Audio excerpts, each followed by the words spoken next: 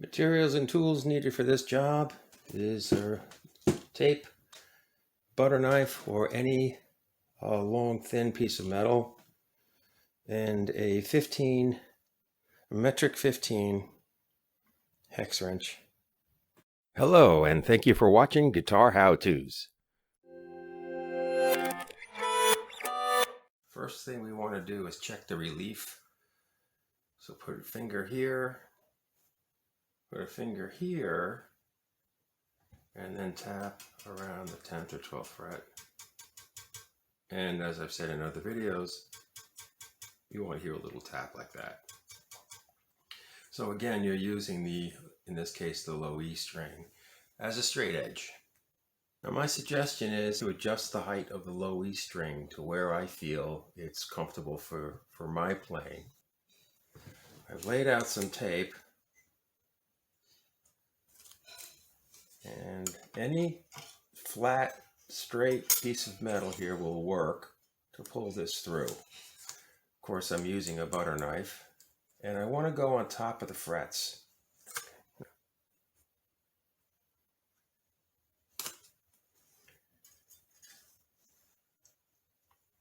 I don't want to go from the fingerboard. I want to go from the frets.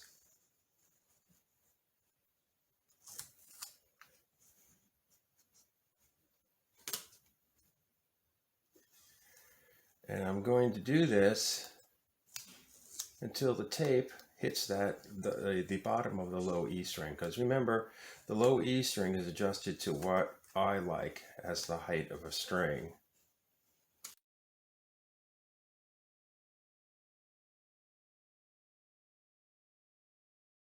If you want to count how many layers of tape you use, that's fine. I'm not doing that now because the height of the low E string is going to dictate how many layers of tape there are. They're going to be different for everybody. Now, every once in a while, pluck the string. This one is still clearing, so I want more. I want another couple of layers, maybe.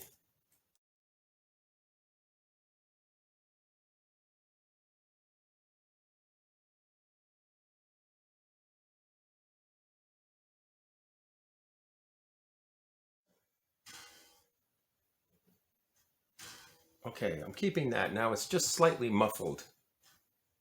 See, slightly muffled.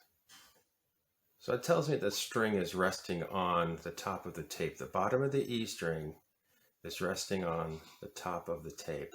Now I want to adjust the rest of the strings so they too will hit the top of the tape. I have a 15 metric hex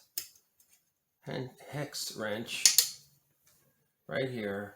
These are the small ones, of course. These sometimes come, this one and the truss rod, the one used for the truss rod, usually come with these guitars, not all the time.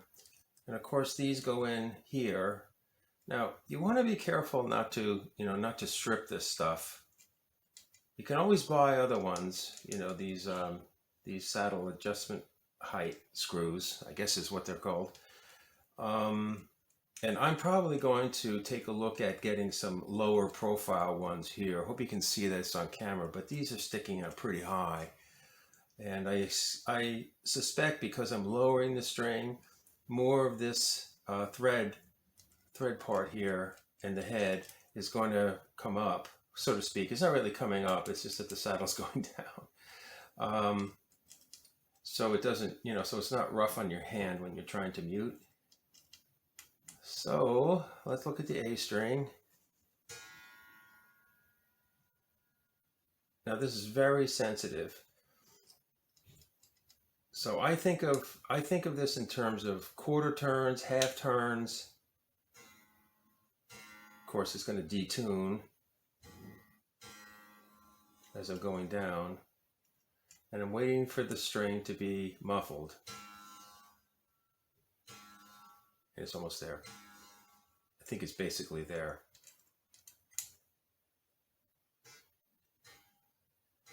Now what I try to do is keep the saddle straight, so they're not cockeyed. And of course, counterclockwise lowers the string, clockwise raises the string.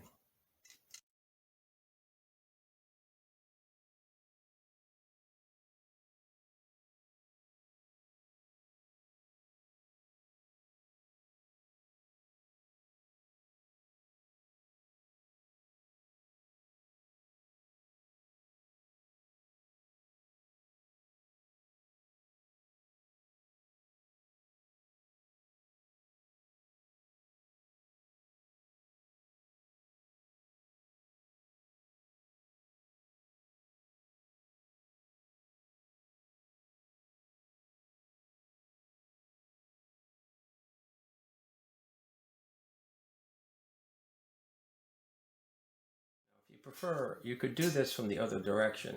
You could have the strings really on top of the tape and raise the saddles.